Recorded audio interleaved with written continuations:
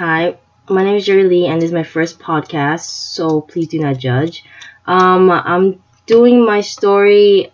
I'm doing my podcast on the girl with the silver eyes.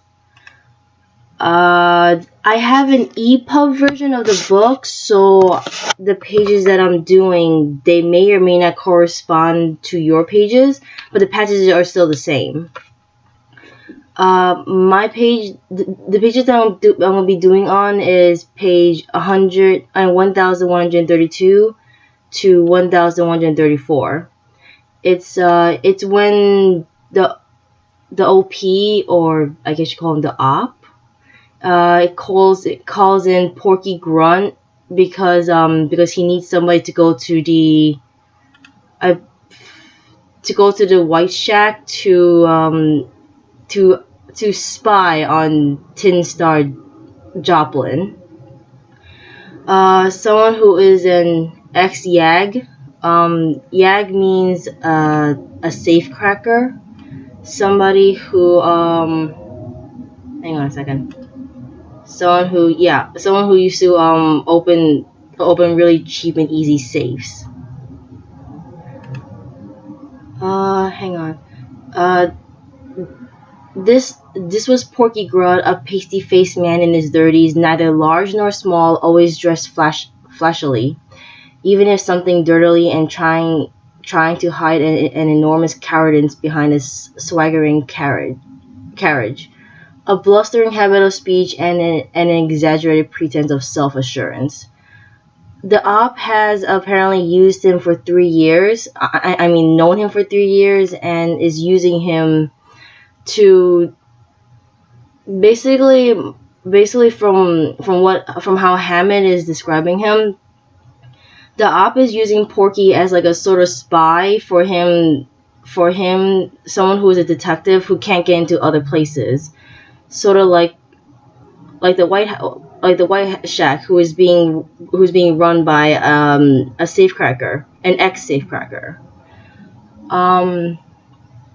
I had known this Porky Grunt for 3 years and has been using him for nearly that long, and I didn't know a single thing that could be said in his favor. He was a coward, he was a liar, he was a thief, and a hophead.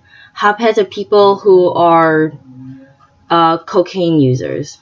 During the 1920s, if I remember correctly, there were a lot of people doing drugs. Drugs that are mostly morphine or derivatives like heroin. He was a traitor to his own kind, and if not watched, to his employees. A nice bird to deal with, but detecting is a hard business, and you use whatever tools come to hand. This Porky was an effective tool if handled right, which meant keeping your hand on his throat at all times and checking up every piece of information he brought in. So not only was the op using Porky as a set of eyes and ears in a place where I guess the law is not welcomed, but the op also has to watch out for Porky, because not only is Porky a coward and a thief and a liar, but from this passage it means that he can clearly backstab you at any moment, since the op says that he has to keep his keep your hand at his throat at all times, meaning you have to keep a seriously short leash on Porky.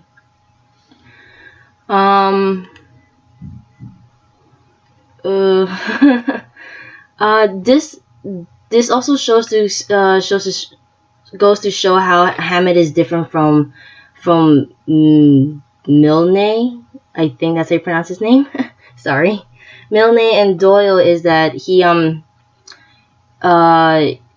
Hammett specifically describes somebody who is legitimately outside the law, that the op who is inside the law, a detective, uses as his eyes and ears.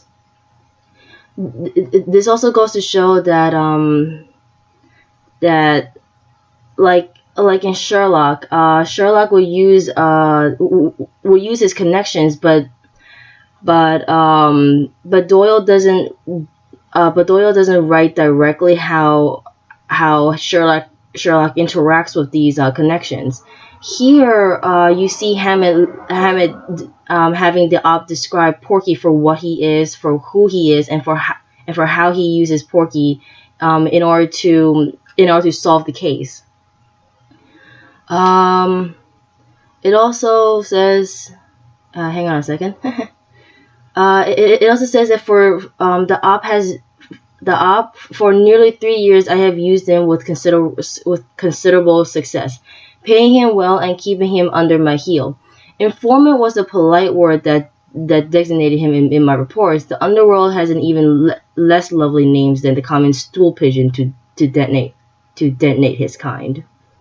Then not. Either way. So again, it shows that during Hammett's time, he's not afraid to write who he talks about and how the op will use him. It shows it's different from Milne, because Milne mainly wrote everything from Anthony Gillingham's point of view. How Anthony solved the case, also using the clues and the helps descriptions and stuff, but you don't really see him. I guess you don't really see him interacting a lot with people.